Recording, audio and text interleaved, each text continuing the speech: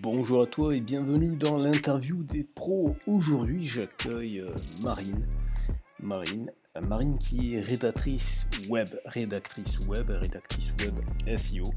Donc si tu suis la série l'interview des pros, tu t'apercevras que j'ai déjà interviewé un rédacteur web SEO, c'était Fred à l'île Maurice. Si tu n'as pas déjà écouté cette interview, je te mettrai le lien, je t'invite à aller l'écouter, c'est très intéressant.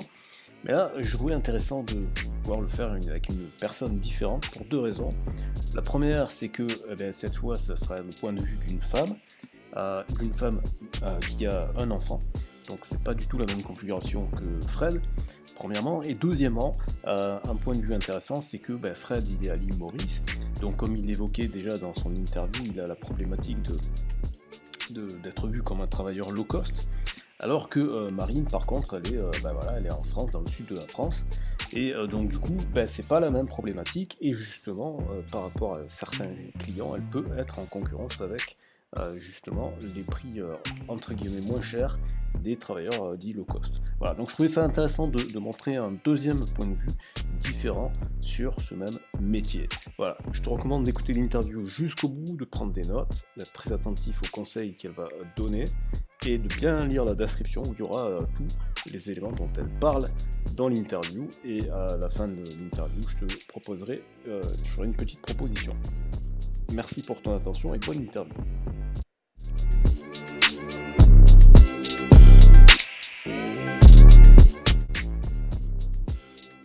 Ce que je vais te demander là-bas, c'est de te présenter. Tu es libre au niveau du temps. Il y a juste qu'à 11h, j'ai un autre rendez-vous, donc on a 1 heure maximum. Mais sinon, tu es libre, tu peux prendre ton temps. Moi c'est Marine, j'ai 31 ans, je suis rédactrice SEO depuis 2 ans et demi maintenant, je me suis lancée en mai 2017. Moi j'habite du sud-ouest, je pense que ça va s'entendre. J'ai eu un parcours assez atypique. J'ai fait d'abord des études de droit, des études de langue, des études de tourisme. Ne trouvant pas de boulot dans ma branche, je me suis lancée dans la rédac complètement par hasard en tombant sur une offre de rédacteur bénévole pour un site cheval qui s'appelle contregalop.com, au passage, pour la petite autopromo, pour lequel je travaille toujours. Et en fait, le fondateur de ce site, qui s'appelle Joseph Lambert, est consultant SEO. Et j'ai mis un pied dedans grâce à lui, en fait, parce qu'il cherchait des rédacs pour une plateforme. Donc je me suis lancée dans la rédaction comme ça. Ok, juste un truc, un souci technique, est-ce que tu utilises des écouteurs ou comment ça se passe? J'ai pas d'écouteurs. Il en faut. Non, c'est pas ça, c'est qu'au niveau du son, je sais pas si toi tu l'entends, mais on entend comme si on touchait sur le micro. Moi ça va. Donc je sais pas, est-ce que tu vois sur ton ordinateur s'il y a un truc qui touche, qui frotte au niveau du micro? Non, là il n'y a rien. Ah bon, c'est curieux. Non. Rien du tout. Ok. Donc je vais revenir un petit peu sur ce que tu as dit, il y a beaucoup de choses. Tu as étudié les langues, tu as étudié quelle langue?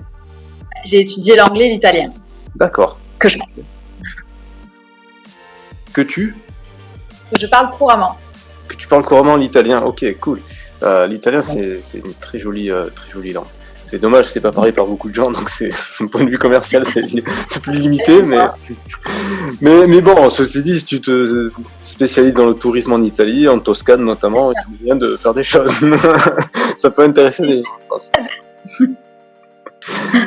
Ok, d'accord. Alors oui, SEO, comment est-ce que est-ce que tu peux revenir un peu plus sur comment est-ce que tu as découvert cet univers? Parce que le SEO, c'est pas tout le monde qui se dit tiens, je vais faire du SEO. Ça c'est sûr, je pense que le SEO, c'était moi à la base, c'était comme pour énormément de gens qui je connaissais pas du tout, ça m'était complètement inconnu. Même mon mari qui est développeur web, lui le SEO ça lui parlait pas du tout, donc j'ai découvert ça complètement par hasard en fait. Par mon collaborateur qui est consultant du coup, qui s'est mis à toucher un petit peu au SEO pendant sa formation, et j'ai découvert ça avec les plateformes. J'ai pris la mesure de tout ce que ça représentait en fait, parce que c'est un enjeu majeur aujourd'hui, et c'est vrai que quand on n'est pas dedans, on se dit ça nous parle pas du tout quoi. Complètement. Et du coup, comment est-ce que tu t'es formé au SEO? En autodidacte principalement. J'ai la chance de travailler avec un consultant aussi qui est plutôt doué dans ce qu'il fait, donc je me suis formée comme ça. Moi, les formations, malheureusement, j'ai pas forcément le temps parce que j'ai une petite qui a 3 ans et demi et qui me prend beaucoup de mon temps. Travailler chez soi, c'est pas facile. Faire des formations, c'est pas facile. Donc, je pense que pour moi, la meilleure formation qu'on puisse avoir, c'est la pratique. les plateformes, c'est payé au lance-pierre, mais ça a le mérite quand même d'être formateur. D'accord. Donc, ce que tu appelles les plateformes, c'est quoi? C'est des trucs du style Upwork, des choses comme ça? Tout ce qui est Textbroker, Malte, il y en a plein d'autres. Il y a rédacteur.com, voilà, c'est des plateformes qui mettent en relation rédacteurs freelance et clients. Donc nous, on ne traite jamais avec les clients directement. On a des clients qui sont très exigeants, qui payent pas beaucoup, mais bon, ça c'est la réalité des plateformes. Mais il y a quand même beaucoup d'exigences derrière au niveau du SEO, au niveau des qualités rédactionnelles, et c'est en ça que c'est très formateur. D'accord. Ok. Et tu dirais que tu as fait à peu près combien de missions comme ça avant de pouvoir dire que tu es à l'aise? J'en ai fait beaucoup. Moi, à la base, je travaillais pour une plateforme propre à un client de mon collaborateur qui est consultant. Du coup, c'était des petits textes de 300 mots. C'était pour faire du linking, en fait. C'était pour du backlink. Donc, j'ai commencé par cette technique-là, en fait, qui est le linking et qui est quand même particulière. C'est vraiment un SEO, un type de SEO à part. Donc, j'ai commencé comme ça. Bon là, les qualités rédactionnelles sont pas forcément élevées au niveau des exigences, c'est surtout au niveau du SEO. Après, le travail de linking, c'est autre chose. Et j'ai commencé en mai et j'ai trouvé mon premier client en septembre de l'année d'après. Donc de l'année d'après, d'accord. Tu as fait 1 an et demi presque. Une bonne année de plateforme avant de me lancer vraiment, ouais. Ouais. Ok. Et au niveau des plateformes, tu trouvais du taf régulièrement? Comment ça se passe? Alors, cette plateforme-là, comme je travaillais exclusivement pour celle-là, oui, il y avait du taf parce que il y a une énorme demande. On s'en rend pas toujours compte, mais il y a vraiment beaucoup de demandes, surtout pour le linking. Donc, du travail, il y en avait toujours. Ça, en fait, je pouvais bosser à peu près quand je voulais, au rythme que je voulais. Après, Textbroker, les exigences sont un peu plus élevées déjà au niveau de l'écrit et il y a beaucoup plus de rédacteurs parce qu'en plus on est classé en fonction du nombre d'étoiles, donc il y a une concurrence quand même assez sévère. Dans notre catégorie, il y a forcément moins de missions, du coup, donc Textbroker, j'y passe pas trop de temps. Voilà, j'y vais surtout quand j'ai le temps, parce que maintenant j'ai mes clients en direct, donc c'est pas la majeure partie de mon boulot, quoi. D'accord. Et c'est quoi donc ce que tu appelles le linking en fait? Comment dirais-je, c'est un peu black hat sur les bords, on va dire. Faut pas le dire normalement, mais bon. C'est une technique qui consiste à augmenter en fait l'indice d'autorité d'un site par rapport à Google avec des petits liens externes glissés dans des petites rédactions sur des noms de domaine expirés. En fait, je sais pas si c'est clair ce que je dis, c'est vraiment pas vraiment mon corps de métier. Donc ça veut dire que tu écris des textes où il y a des liens vers des noms de domaine qui n'existent plus, c'est ça?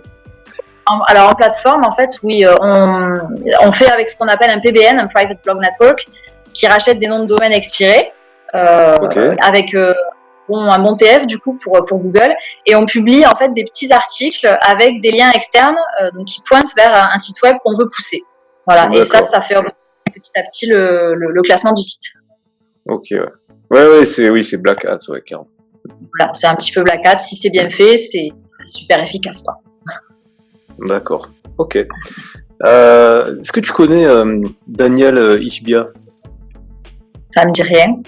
Ah, c'est marrant ça. Parce que c'est un gars qui a écrit le livre Comment être numéro 1 sur Google pour les nuls. Ouais.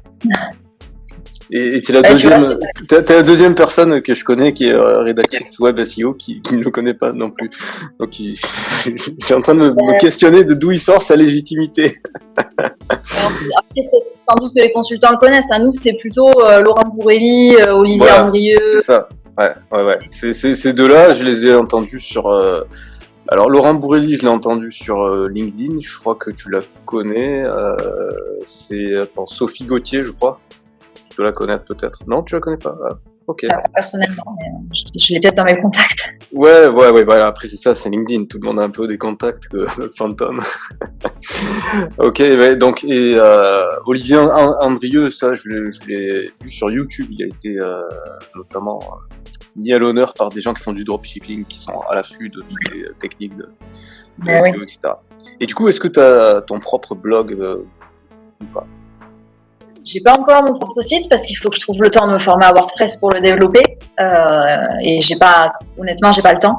Donc pour le moment, j'ai rien, mais c'est un projet, oui, bien sûr, c'est un projet. Je pense que c'est un peu la base d'avoir un site aujourd'hui pour son activité. À la base, le projet, c'était même d'avoir une petite plateforme e-commerce pour pouvoir mettre les textes en vente directement, comme sur les plateformes, et du coup, en commission. Parce que les plateformes aussi, quand on vend des articles, on touche une commission, et elles touchent une commission, faut le savoir. Et le projet, c'était ça, mais bon, là, ce sera quand j'aurai un peu plus de temps, parce que il faut vraiment se plonger dedans, il faut coder un petit peu, et c'est quand même pas mon métier à la base, quoi. Ok. Mais tu sais que ton mari est développeur. Je sais que mon mari est développeur, mais j'aimerais bien quand même maîtriser un beau. Voilà, parce que lui, il est full strat, donc il peut faire ce qu'il veut. En fait, c'est un génie du code, mais ce serait un peu facile, quoi. Voilà, il pourrait me faire un super joli site. En plus, il est spécialisé PrestaShop, donc il pourrait faire un truc de barge. Mais voilà, le but, c'est quand même de le faire moi-même. Tu veux le faire toi-même, d'accord, ok. Ok. Fair play jusqu'au bout, ok. Ouais, bah ouais, c'est le jeu. Ok. Et sinon, donc, du coup, tu disais que tu manquais de temps. Est-ce que ça te prend combien de temps à peu près, ce métier de... Tout dépend. Le manque de temps vient surtout de ma vie de famille, en fait, puisque ma fille a 3 ans et demi, elle est rentrée à l'école juste là en septembre.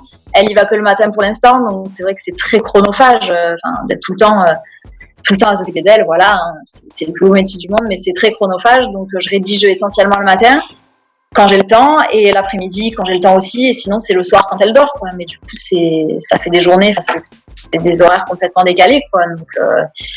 Donc c'est vraiment quand j'ai le temps. Et les articles, ça dépend de mon inspiration, ça dépend du sujet aussi. Il y a des sujets qui vont m'inspirer, où je vais arriver à écrire 1000 mots en 1 heure, et d'autres où ça va me prendre toute la matinée pour faire 800 mots, quoi. D'accord. Et toi, c'est quoi les sujets qui te passionnent le plus? Oh, j'aime bien beaucoup de choses. J'aime bien le marketing. J'ai un client actuellement, mon client principal c'est marketing, donc forcément je me suis formée. Je ne connaissais rien en marketing à la base. Hein. Je me suis formée comme ça, donc ça m'inspire pas mal. Tout ce qui est digital, ça m'inspire aussi. Après moi, ma passion c'est l'équitation. Je suis cavalière depuis quasiment 30 ans, donc forcément j'aime bien écrire là-dessus. J'aime bien les thématiques voyage. J'aime bien les thématiques petite enfance aussi, puisque je suis un peu en plein dedans. Voilà, il y a plein de choses en fait. Quand on est rédacteur, il faut être curieux et passionné par tout, quoi. C'est l'avantage de notre métier. Ok. Du coup, je te mettrai le lien de Sophie Gauthier parce que je pense que tu vas kiffer. Et donc, je reviens sur le marketing. Tu m'as dit que tu t'es formé sur le marketing parce que tu connaissais rien à la base. Comment est-ce que tu t'es formé sur le marketing? En me documentant, il n'y a pas de secret. Quand on nous donne des sujets d'articles, il faut chercher, quoi. Il faut fouiller en fonction des connaissances aussi. Voilà, on fouille sur Google essentiellement, sur les sites d'autorité, et on se forme comme ça, quoi. D'accord. Et donc du coup, je sais pas, quel serait ton top 5 des sites d'autorité? Pour le marketing, blog du modérateur, c'est pas mal. Après, quand je dis marketing, il y a aussi toute une thématique SEO. Voilà, c'est vraiment le digital plus que le marketing en fait. Donc il y a blog du modérateur, journal du net, c'est pas mal. Ils sont souvent bien placés. Abondance, c'est la base pour le SEO. Voilà. Après, en top 5 des sites webmarketing.com, c'est pas mal, et e-marketing.com, c'est bien aussi. Ils ont des bonnes inspi, des bonnes sources. Ok. Et tu suis un peu des gens sur YouTube au niveau du marketing ou pas du tout? YouTube, pas vraiment. J'ai les vidéos d'Yann Leonardi que j'aime bien, qui sont assez bien faites, qui est un marketeur. J'ai celles de Richard Louette aussi, de Marketing Haters, qui sont pas mal faites aussi. Mais YouTube, ça reste marginal. C'est pas mon réseau social préféré, donc ça reste marginal quand même. D'accord. Du coup, ça m'amène à la question suivante. Quel est ton réseau social préféré? Ou quels sont tes réseaux sociaux préférés si tu en utilises? Moi, je suis de la génération Facebook, mais malheureusement, l'algo fait que malheureusement Facebook, c'est un petit peu mort. Ça devient très dur de faire monter une page Facebook. Donc aujourd'hui, c'est plutôt Instagram. Voilà, qui n'a pas encore eu ce changement d'algo. Instagram, c'est le réseau social le plus en vogue, clairement. Voilà. Là, pour le moment, c'est plus favorable aux entreprises et c'est ce qu'il y a de plus interactif. Il y a un taux d'engagement qui est juste énorme pour une qualité de contenu qui reste assez limitée. On peut mettre à peu près ce qu'on veut sur Insta, on sait que ça va marcher. Donc voilà, pour moi, aujourd'hui, c'est Insta. D'accord. Et tu t'en sers aussi pour le boulot, j'imagine. Oui. Ouais. Bah, je suis community manager pour les 2 pages Facebook associées au site web Contre Gallo, du coup, donc c'est SEO de merde et Contre Gallo. Je gère un petit peu vite fait le compte Insta aussi Contre Gallo, en sous-marin, parce qu'on a des gens pour le faire. Donc, je me suis formée à ça aussi sur le tas, hein, voilà, comme tout le monde, je pense. Oui, je pense qu'aujourd'hui, je crois pas qu'il y ait des gens qui osent faire des formations sur Instagram, mais... Je pense pas. mais bon, mais sait-on jamais, c'est ça, j'irai faire un petit tour sur Udemy, je suis sûr qu'il y en a un qui a dû se dire, allez, tiens, formation Instagram. Ça existe, après, la meilleure formation, c'est quand on pratique, quoi, il n'y a pas de secret. Hein. Ok, c'est cool. Est-ce que tu as quelque chose que tu veux promouvoir, partager, ou je sais pas, où est-ce qu'on peut te trouver On peut me trouver sur LinkedIn déjà, voilà, où je suis assez active, où je trouve pas mal de clients, je me fais démarcher par pas mal de clients, donc ça c'est vraiment chouette. LinkedIn, c'est pareil, c'était un réseau social complètement inconnu pour moi. Pour moi, c'était très has-been, j'avais vraiment une mauvaise image. Je pensais que c'était complètement has-been et que plus personne ne l'utilisait, mais en fait, je découvre qu'il y a une vraie activité sur LinkedIn. En fait, c'est l'inverse, j'ai l'impression. J'ai l'impression que LinkedIn a bouffé Facebook, en fait. Complètement. En fait, au niveau pro, LinkedIn, c'est the place to be, en fait. Là, Carrément.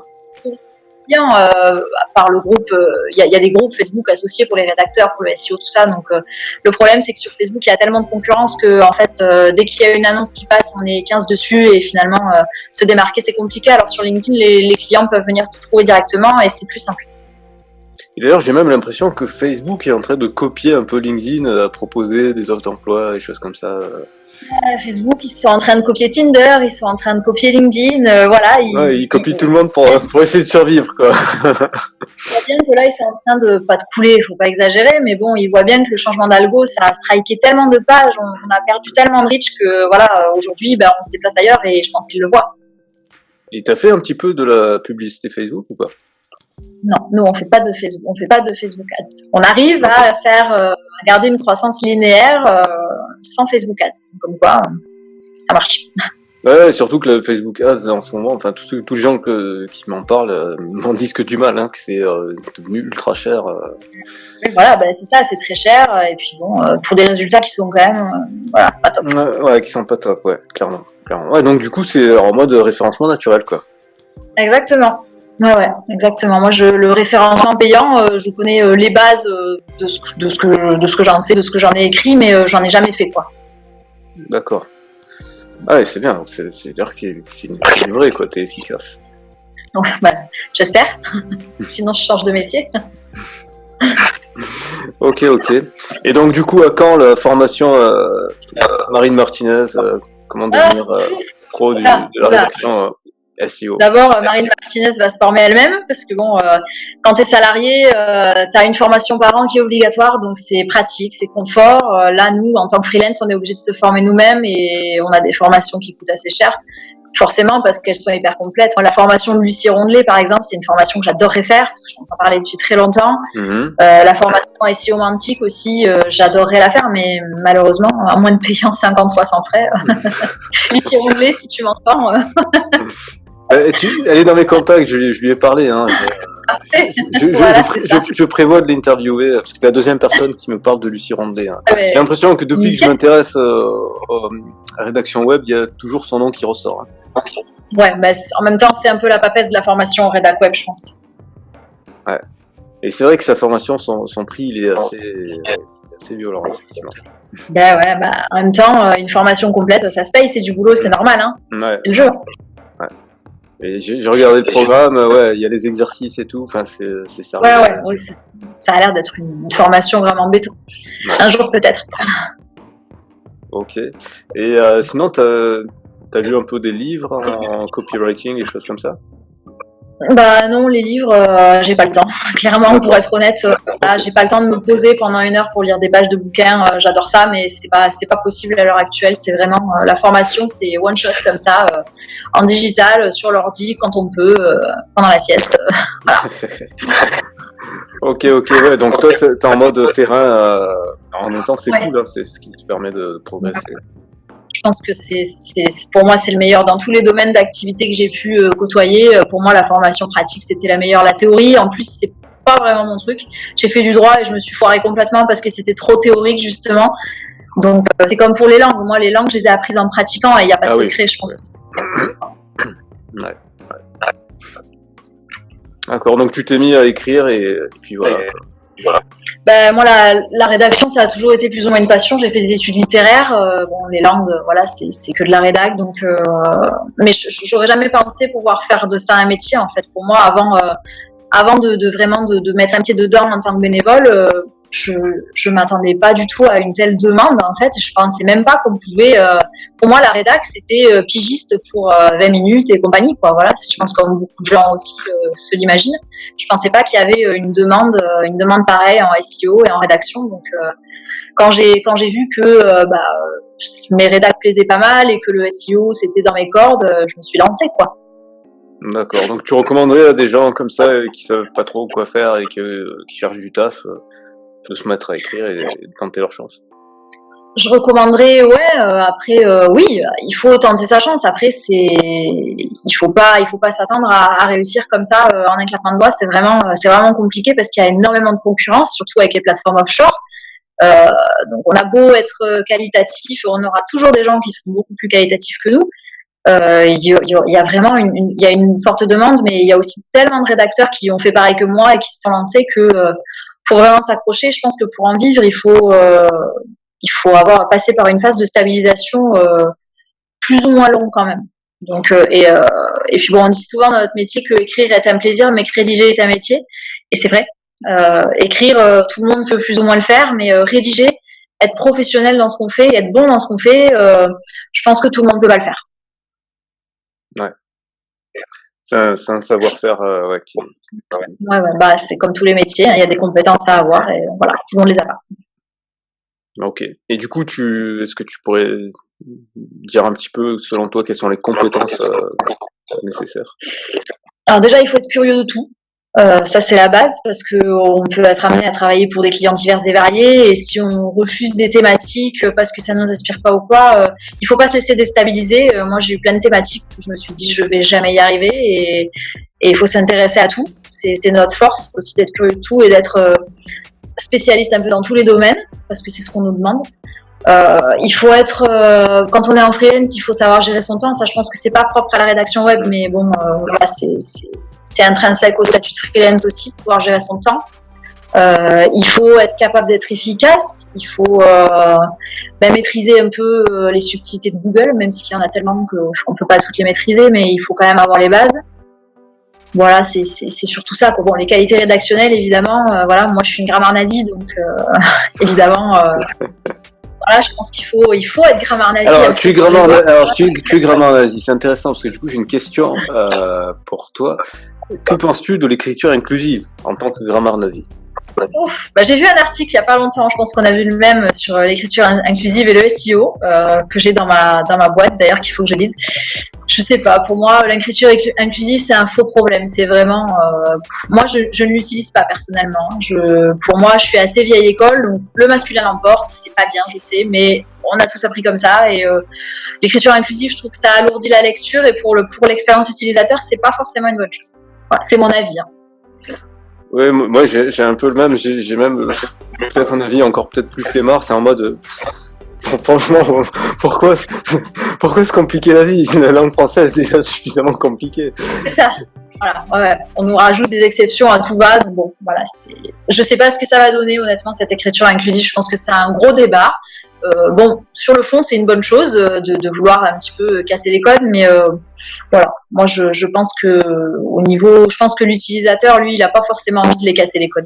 Mais non, parce que en fait, quand tu vois la tendance naturelle à écrire de plus en plus mal, tu te dis que bon, c'est pas le moment de complexifier les choses. Rajouter des difficultés. Je veux dire, si on était tous les pros de l'orthographe, ok, on pourrait se permettre de se faire des fantaisies comme ça, pour le kiff intellectuel. Mais là, malheureusement, c'est loin d'être le cas. Ah non, même c'est affligeant même. Ouais, c'est compliqué. Ouais. Ok, ouais, on est d'accord là-dessus. Ouais, c'est pas, en fait, c'est d'un point de vue pragmatique, c'est que c'est pas fonctionnel. En fait, c'est surtout ça. C'est ça, c'est lourd quoi. C'est lourd à lire. Puis c'est lourd à écrire aussi. Nous, oui, voilà, c'est lourd à écrire. Tout à fait. Voilà. C'est pas naturel, il faut se forcer. Bref. Ouais, c'est ça. Ok. Qu'est-ce que je voudrais dire? Est-ce que tu as des conseils à donner à des gens qui nous regardent? À ceux qui veulent faire de la rédaction web, il faut se blinder. Hein. Concrètement, il faut se blinder. Il faut accepter aussi le fait que ça marchera pas de suite. Concrètement, il faut accepter le fait que je pense qu'on a tous commencé par des plateformes. On a tous commencé en étant payé au lance-pierre. On a tous commencé par une phase de stabilisation d'1 an, 2 ans, voire plus. Moi, ça fait 2 ans et demi que je fais ça et concrètement, je gagne toujours pas ma vie décemment. Faut le dire. C'est une réalité qui concerne beaucoup de rédacs, je pense. J'ai commencé à un tarif plateforme pour trouver des clients. Moi, j'ai réussi à augmenter progressivement mes tarifs. Aujourd'hui, je suis dans la moyenne des rédacs, dans la moyenne basse, mais dans la moyenne quand même. Plus on augmente les tarifs, plus ça devient compliqué, puisque les clients, ils sont très exigeants, mais malheureusement, ils veulent pas payer. Bon, ils sont pas tous comme ça. Hein. Il y a des clients qui sont super et qui acceptent de payer le travail à sa juste valeur. Mais ça reste quand même compliqué de gagner sa vie pour moi en tant que rédacteur. Ça prend du temps. Voilà, donc il faut s'accrocher.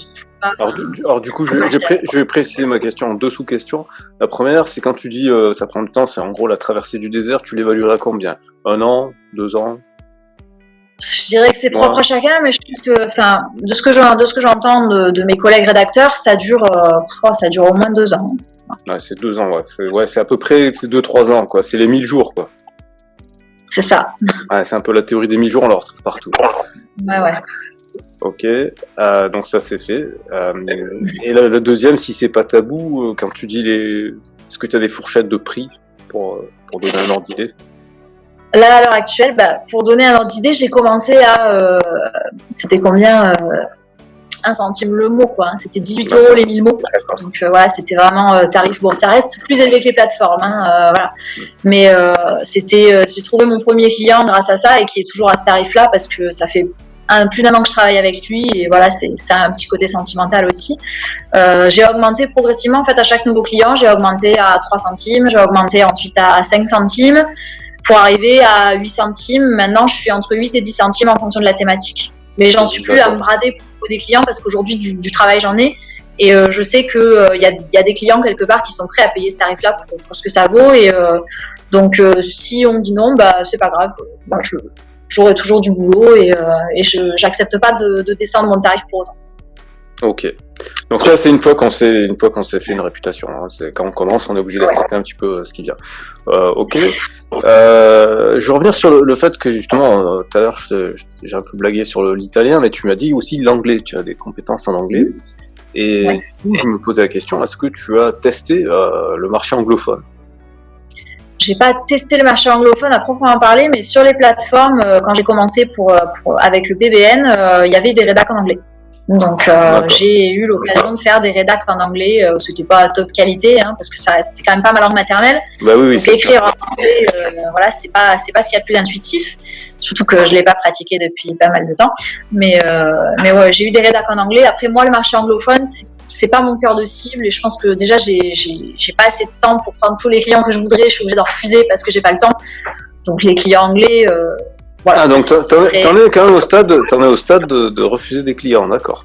Je suis au stade où malheureusement je refuse des clients parce que j'ai pas le temps d'assumer et c'est pas la peine pour moi de livrer un travail bâclé ou de mettre 2 mois à faire un article parce qu'on n'a pas le temps, quoi. D'accord. Ouais. Ok, ouais, donc il y aurait peut-être presque un business à faire de refourgage de clients. Ça existe, ça existe la sous-traitance en rédac, ça se fait. Hein. Il y en a qui le font, qui prennent des tarifs plus élevés et qui se prennent une commission. Moi, j'en suis pas là parce que sous-traiter mon boulot, je suis pas à l'aise avec l'idée en fait. J'aime mon boulot, j'aime rédiger, voilà. Et pour moi, vendre telle qualité, vendre mon boulot à un client et lui finalement lui donner un travail qui n'est pas le mien, je suis pas à l'aise avec l'idée. Après, tant mieux pour eux s'ils y arrivent, hein, ça fait gagner du temps. Moi, à l'heure actuelle, je suis pas encore capable de faire ça. D'accord. Ok. Et comment dire est-ce que tu as pensé à coacher des gens? Non. À l'heure actuelle, j'ai pas les compétences requises pour coacher des gens. J'ai une équipe de rédacteurs sur Contre-Gallo que je briefe, voilà, vite fait pour le SEO et pour la rédac, mais bon, ça reste des bénévoles, donc le coaching, c'est pour l'instant, je suis pas assez pointue, je suis pas assez solide pour le faire vraiment, quoi. Ouais, non, en fait, je pensais plus, en mode, en gros, une sorte d'aide pour réduire la traversée du désert pour des débutants, tu vois. Ah, en fait, j'y suis moi-même encore dans la traversée du désert, plus ou moins, donc c'est coacher des gens pour les aider à sortir, alors que moi-même j'ai du mal à sortir. Voilà, je prends toujours plaisir. Des fois, il y a des gens des petits jeunes qui viennent me parler et qui me demandent, qui me posent plein de questions. Je prends plaisir à leur répondre, hein, mais bon, je pense que je le ferai pas spontanément, quoi. Ok. C'est un peu syndrome de l'imposteur ou c'est juste que t'as pas le temps? Le temps, je pourrais le prendre, mais non, c'est juste que pour le moment, je m'estime pas assez posée dans mon domaine pour. Ça, c'est le syndrome de l'imposteur. Un peu, ouais. Il y a de ça. Ok. Bah moi, quand tu me dis que tu refuses des clients, je me dis que ta traversée du désert, elle se passe bien. Hein. Je refuse des clients, j'ai pas le temps. C'est vraiment par manque de temps, c'est énervant, quoi. Ok. Est-ce que tu as un message particulier à faire passer ou je sais pas, on a dit LinkedIn pour te contacter. Enfin, je sais pas, qu'est-ce qu'il y a un truc à dire. Voilà, c'est ça. Ouais, essentiellement, moi, les clients, ça passe par LinkedIn aujourd'hui. Donc, si les clients nous écoutent, voilà. Voilà, viendez sur LinkedIn. Ils sont prêts à payer mon tarif. Voilà. Mais non, moi j'adore ce métier. Pour rien au monde, même si c'est très difficile par moment, pour rien au monde, je repasserai salarié. En tout cas, pas pour l'instant. Je sais pas à l'heure actuelle si je ferai ça toute ma vie, mais pour le moment, je suis vraiment passionnée. Et voilà, c'est un boulot qui m'a permis de concilier ma vie de famille et ma vie pro. Parce que voilà, moi, mon dernier job c'était le tourisme, et clairement, il n'y avait pas de boulot, hein, donc c'était boulot alimentaire puis chômage. Donc voilà, là, la rédac web, ça m'a permis de sortir du chômage aussi. Quand mon chômage s'est arrêté, j'ai pu vraiment me lancer là-dedans et concilier tout ça et concilier ma passion de l'écriture et en faire un vrai métier, c'est le top, quoi. Ok, mais justement, une dernière question qui convient avec ça, et puis après on arrêtera l'enregistrement et je te parlerai d'un truc. Est-ce que tu as pensé à écrire un livre? Franchement, l'idée m'a traversé l'esprit, mais écrire un livre, c'est quelque chose que j'aurais bien aimé faire avant, quand j'étais peut-être plus jeune et que j'avais le temps et que c'était vraiment du loisir. Mais aujourd'hui, écrire un livre, je pense que j'aurais finalement pas tant de choses que ça à raconter. Donc j'ai déjà pas mal vécu pour mon âge, mais je pense que j'aurais finalement pas tant de trucs que ça à dire. Donc c'est pas un projet. Ok. Alors c'est vrai que la façon dont je l'ai posé la question, ça pouvait être interprété comme ça. C'était aussi une question que je voulais poser, mais ma première intention, c'était plutôt la question en mode, est-ce que tu as pensé à faire une sorte de compilation de ton travail sous forme de e-book, en fait, c'est à recycler ton travail, en fait? Non, même pas, tu vois, ça me bat à l'esprit. Parce que c'est un truc qui pourrait faire office de formation, tu vois, genre mes plus belles œuvres copywriter, Ouais. mes plus belles œuvres de SEO. Est-ce que tu te considères plus comme copywriter ou plus comme rédactrice web SEO? Parce qu'il y a un petit débat, plus rédactrice web. Comment est-ce que tu fais la distinction entre les deux, entre le copywriter et le rédacteur web? Je me trompe peut-être, mais le copywriting, il y a plus une dimension de plaire à l'utilisateur, il y a plus une dimension commerciale. Pour moi, hein, je me trompe peut-être. Hein. Le SEO, c'est vraiment Google friendly, quoi. C'est à fond Google et c'est pour ranker. Voilà, c'est pour ranker. Le copywriting, si on rank, c'est bien, mais je pense que c'est pas le but premier. Non, c'est vrai. C'est une bonne démarcation. Le copywriting, tu l'as bien dit, en fait, c'est commercial. C'est qu'il faut faire passer le client à la caisse.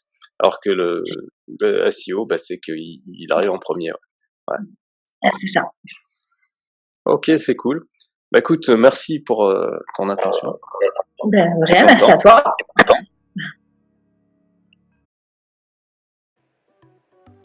Salut, bon, eh bien j'espère que cette interview t'a intéressé. Si tu ne l'as pas déjà écouté, je te recommande d'aller écouter celle avec Fred. Ça te permettra d'avoir un autre point de vue, comme je le disais dans l'intro, par rapport à ce métier de rédacteur web SEO. Si tu es plus intéressé par le copywriting, il faut savoir que j'ai une formation par rapport à ça et que je fais un code spécial d'une durée limitée. Donc peut-être qu'au moment où tu écouteras cette vidéo, ça ne sera plus possible. Mais si jamais tu rejoins la newsletter suite à cette interview, je te ferai un code spécial. Donc ça, il faut que tu me le dises en commentaire. par exemple, ou en réponse de la newsletter si tu es abonné à la newsletter. Voilà, et ben écoute, je te dis tout de suite à demain, parce qu'il y a toute une série d'interviews qui ont déjà été enregistrées, là je suis en train de les monter au fur et à mesure, et donc voilà, je les sors un petit peu tous les jours, c'est Noël, hein, c'est le mois de décembre, voilà, donc faut en profiter. Je te recommande très très vivement d'écouter ces différentes interviews, parce que les gens que j'ai interviewés sont à chaque fois des gens de qualité, qui ont des parcours différents et qui ont toujours un point commun, c'est qu'ils sont actuellement... peut-être pas au sommet de leur art, mais en tout cas, ils sont dans une position qui leur permet d'avoir du recul et de pouvoir te donner des conseils pertinents si tu es intéressé par l'une des voies qu'ils ont choisies. Et de façon générale, je te dirais que même si toi tu as déjà ta voie, etc., c'est toujours éclairant d'avoir comme ça des témoignages de gens qui ont des parcours de vie différents. Ça te permet d'agrandir ta perspective et donc d'améliorer ta connaissance du réel et des enjeux, notamment socio-économiques, puisque c'est essentiellement axé quand même sur le travail, mais pas que. Voilà, je te remercie pour ton attention et je te souhaite une bonne journée, une bonne soirée selon l'heure à laquelle tu écouteras ce podcast, et je te dis à très vite et abonne-toi si tu veux plus de contenu.